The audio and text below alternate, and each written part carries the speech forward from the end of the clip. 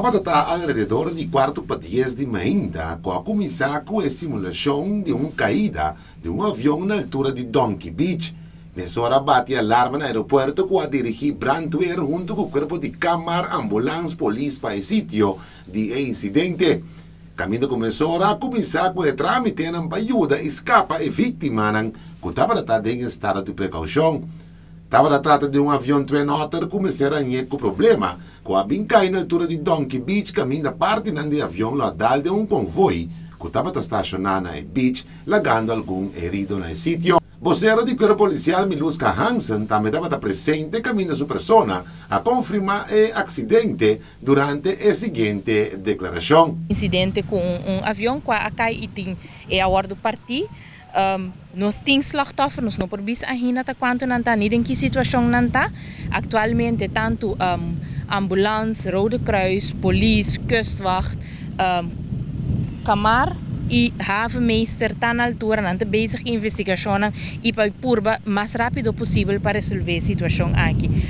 Esse é o local que nós temos agora aqui, como membro da imprensa, nós que pedimos para, por favor, motivar e pedir toda pessoa para que da casa não venha na sítio de incidente, de forma que tour é dienst por cumprir com o trabalho, por fazer o trabalho devidamente para assim nós por resolver o problema aqui mais pronto que está possível.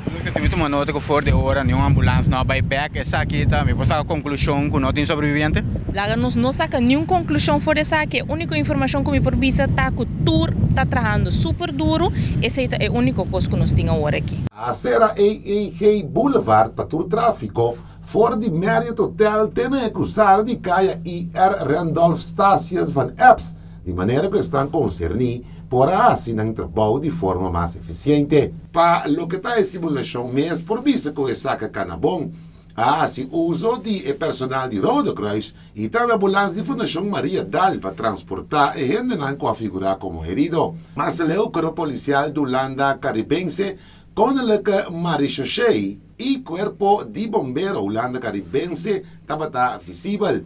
E training que está organizado para Kuipers Consultancy, riba encargo de entidade pública Bonaire.